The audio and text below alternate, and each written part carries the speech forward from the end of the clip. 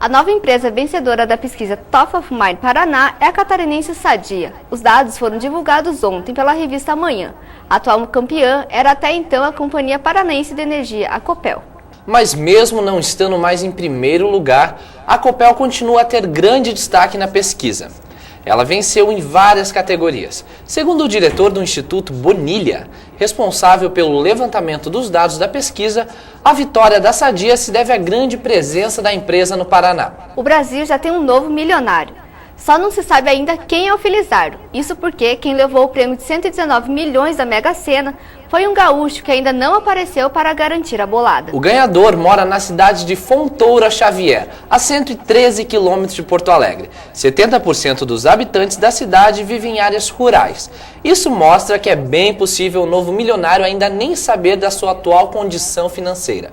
Com o valor do prêmio, seria possível comprar, em média, 4 mil carros populares. Se aplicada, a renda geraria mais de R$650 mil por mês. No bloco anterior, você assistiu uma reportagem sobre a importância da prescrição médica. Para falar mais a respeito, a repórter Aline Reis recebeu no estúdio a infectologista Silvia Rossi. Ela vai falar sobre antibióticos. Assista. Eu estou aqui no estúdio com a doutora Silvia Maria Gomes de Rossi, ela que é infectologista e vai nos falar mais sobre o assunto. Boa noite, doutora. Boa noite. Doutora, qual a sua opinião a respeito dessa lei que proíbe a venda de antibióticos sem receita médica nas farmácias? Eu acho que é um grande avanço, é uma lei que já deveria ter sido promulgada há mais tempo, porque vai, apesar de no primeiro momento a população pode até se ressentir, mas isso vai trazer grandes benefícios a médio e a longo prazo. E a nossa equipe foi às ruas para falar com a população que tem algumas dúvidas sobre o assunto do uso de medicamentos e antibióticos. A gente tem algumas dúvidas aí que a população vai perguntar para a senhora. Qual é a forma correta de tomar antibiótico? O antibiótico tem que ser tomado sempre de acordo com a prescrição do médico. Então, ele tem cada remédio, e dependendo também da idade, do peso da pessoa, ele vai ser prescrito de uma determinada maneira. Então, o paciente, no caso, tem que tomar a medicação no tempo correto, prescrito pelo médico. Não adianta tomar por 2 dias, se foram prescritos 5 dias, certo? Tem que tomar na hora certa para poder manter o nível de antibióticos constante no organismo para poder fazer efeito contra a bactéria.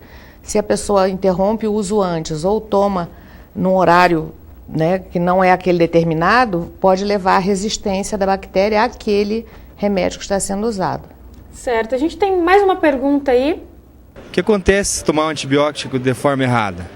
Aquilo que eu tinha comentado há pouco, vai selecionar com um nível baixo de antibióticos ou por um tempo curto demais, que não conseguiu eliminar todas as bactérias que estão causando aquela determinada infecção, vai ser selecionado um tipo de bactéria que é resistente àquele antibiótico, não vai mais fazer efeito.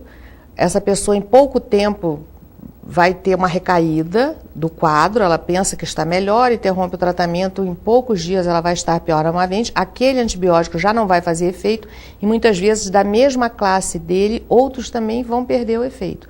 Por isso que é importante tomar a medicação corretamente para evitar o surgimento dessas superbactérias, nós podemos falar assim. Certo. A gente tem mais uma pergunta?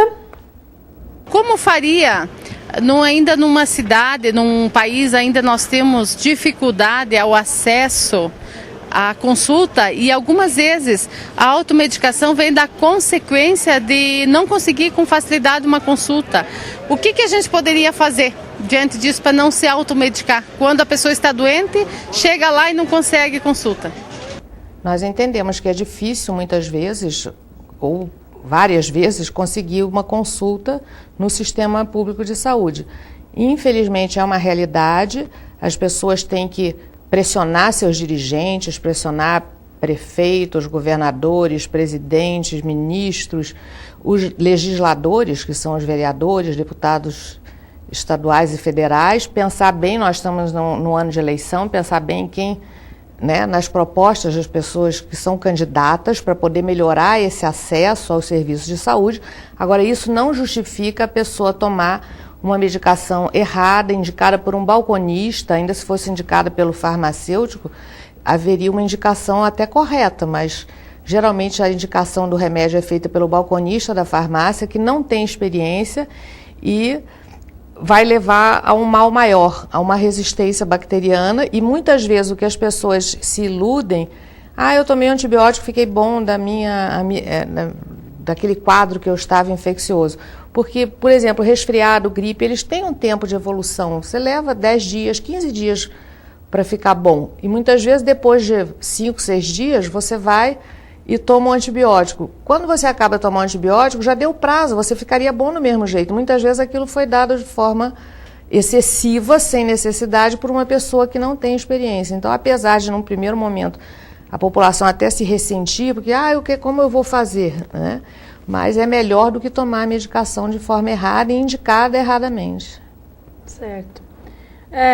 Muito obrigada, a doutora Silvia Maria Gomes de Rossi, e nós voltamos aos estúdios. O Prêmio Nobel de Literatura já tem um novo vencedor, o escritor peruano Mário Vargas Llosa. O autor, de 74 anos, já escreveu mais de 30 novelas, peças e ensaios. Entre suas obras mais famosas estão Conversa na Catedral, Pantaleão e as Visitadoras e A Festa do Bode. Llosa é o primeiro vencedor sul-americano do Nobel de Literatura desde a conquista do colombiano Gabriel Garcia Marques, em 1982. No próximo bloco, saiba as novidades do futebol com Bola na Teia. E ainda uma agenda cultural cheia de atrações para você. O intervalo é rapidinho. Até já!